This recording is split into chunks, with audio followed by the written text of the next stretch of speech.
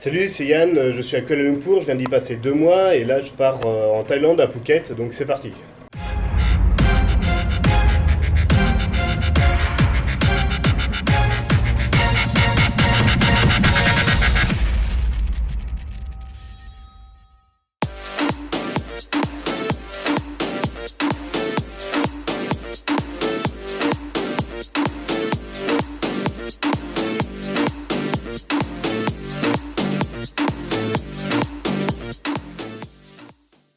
Ok, enfin arrivé à Phuket, Phuket Town exactement. L'avion a un peu de retard, mais c'est pas bien grave. Ce qui m'a surpris à l'immigration, c'est que ils m'ont même pas demandé. En fait, je voyage sans visa, donc j'ai le droit normalement à jusqu'à 30 jours pour rester en Thaïlande sans visa. Mais à l'immigration, ils m'ont même pas demandé pendant combien de temps je restais là, donc c'est un peu curieux, mais bon, c'est pas un peu freestyle. Hier, je viens d'arriver à Phuket en Thaïlande après avoir passé 2 mois en Malaisie. Donc dans cette vidéo, je voudrais vous partager cette expérience aussi bien sur les aspects du voyage que du côté travailler en voyageant, le côté un peu plus lié au mode de vie digital nomade. Donc je vais vous partager les points positifs et les points négatifs de cette expérience. Alors pour les côtés positifs, en premier, j'ai pris à chaque fois des hébergements sur Airbnb, donc j'étais hébergé chez l'habitant directement. Tous les jours, du coup, je devais parler anglais, donc ça a pu m'améliorer un petit peu en anglais. Et l'autre avantage d'être souvent avec des locaux, c'est que vous pouvez plus facilement découvrir la ville, découvrir les activités qui sont à faire, découvrir aussi les plats locaux, surtout pour moi qui suis un petit peu difficile sur la nourriture. C'est plus sympa d'être aux côtés de quelqu'un qui connaît ses goûts. Qui connaît mes goûts en l'occurrence, ce que j'aime, ce que j'aime pas. Alors pour la nourriture, on trouve un petit peu de tout, en particulier ce qu'on appelle des mamas. Les mamas, en fait, c'est des petits restaurants typiquement malais. On peut manger très bien pour 1 ou 2 euros, donc c'est surprenant. Vraiment, c'est très très bon. Et c'est ouvert souvent 24 heures sur 24, donc c'est très pratique. Même en fin de soirée, on peut manger des petits plats locaux, donc ça fait plaisir. Alors en Malaisie, il y a beaucoup de Chinois et aussi un petit peu d'Hindous. Alors apparemment, on m'a dit qu'il y avait à peu près un quart de la population qui était chinoise, mais globalement, j'avais l'impression qu'il y en avait que le nombre était plus grand que ça. Donc c'est assez surprenant. Dans le bâtiment où j'étais, il y avait quasiment que des Chinois et aucun Malais. Et du coup, dans les trois hébergements où j'ai été, à chaque fois, j'étais hébergé par des Chinois. Donc c'est assez surprenant. Globalement, les gens sont sympas et plutôt accueillants. Alors, pas autant qu'en Thaïlande, parce qu'en Thaïlande, c'est quand même particulier. Ils ont vraiment énormément le sourire, ils ont vraiment le sens de l'accueil. Mais globalement, c'est satisfaisant. J'étais bien accueilli à chaque fois, aussi bien dans les hébergements que dans des restaurants ou dans différents endroits. Pour ce qui est du coût de la vie, globalement, je dirais que c'est un tout petit peu plus cher qu'en Thaïlande, mais ça reste beaucoup moins cher qu'en France.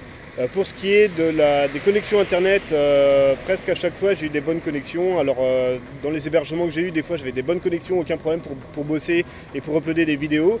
Il y a juste une fois où j'ai eu vraiment une connexion un peu pourrie, mais j'avais un espace de coworking juste à 100 mètres de l'hébergement, donc ça ne m'a pas du tout empêché de bosser.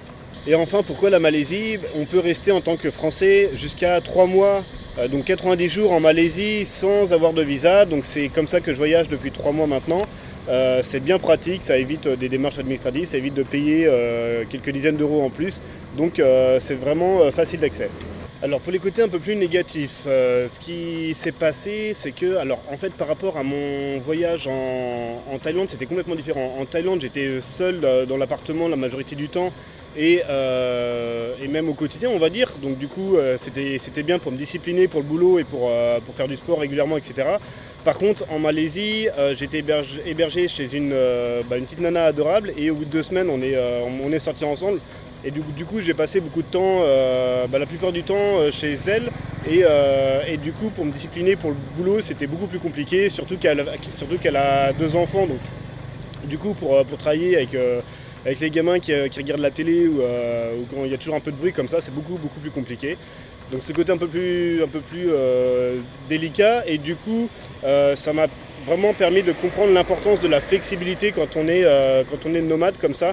La flexibilité dans le boulot, c'est-à-dire de pouvoir faire de temps en temps juste des toutes petites sessions de boulot parce que on a beaucoup de contraintes en termes de bruit, ou différents types de contraintes. Donc du coup, je suis en train comme ça de revoir toute ma façon de bosser pour pouvoir être beaucoup plus flexible, pour pouvoir travailler de n'importe où, à peu près de n'importe quelle heure et dans des conditions un peu plus difficiles. Alors la plupart du temps quand j'étais en Malaisie, je suis resté à Kuala Lumpur, la capitale, et un petit truc que j'ai pas, qui est pas top top, c'est au niveau des transports en public. Alors il y a plein de transports, il y a des trains, des métros, etc. Il y a des bus, tout ce qu'il faut. Le problème c'est que ça se termine généralement aux alentours de plus ou moins 23h, y compris le week-end. Donc si vous voulez faire un peu la fête, si vous voulez sortir en centre-ville, et ben vous retrouvez vite en galère. La seule solution pour revenir à la maison après, c'est de trouver des taxis, sauf que les taxis, bah, ils sont pas cons, à partir de minuit ils augmentent leurs tarifs de 50%. Alors c'est pas non plus trop cher, hein, rien à voir avec les tarifs qu'on a en France, mais c'est un petit peu limitant si vous voulez quand même. Voilà, j'espère que cette vidéo vous a plu, qu'elle va vous donner envie de partir en Malaisie parce qu'il y a quand même pas mal de choses à voir. Si vous restez à Kuala Lumpur, vous pouvez, si vous êtes un peu speed, vous pouvez rester uniquement 2 ou 3 jours et vous pouvez voir un peu tout ce qu'il y a à voir, les principales choses. On a quand même assez vite fait le tour. Par contre, après, il y a pas mal d'autres choses à voir, peut-être même plus sympas dans d'autres villes ou dans d'autres lieux, en particulier si vous aimez la nature, parce qu'il y a des endroits un peu comme des jungles, des cascades à voir, pas mal de choses sympas. Donc n'hésitez pas à bouger et ne pas rester à Kuala Lumpur. Je vous invite à liker ma page Facebook et à vous abonner à la chaîne YouTube pour pouvoir voir les prochaines vidéos dès qu'elles vont sortir. On parle de business sur internet, de voyage, de nomadisme et de life hacking, de productivité, d'astuces pour améliorer votre vie au quotidien. Voilà, je vous retrouve très bientôt. Ciao ciao.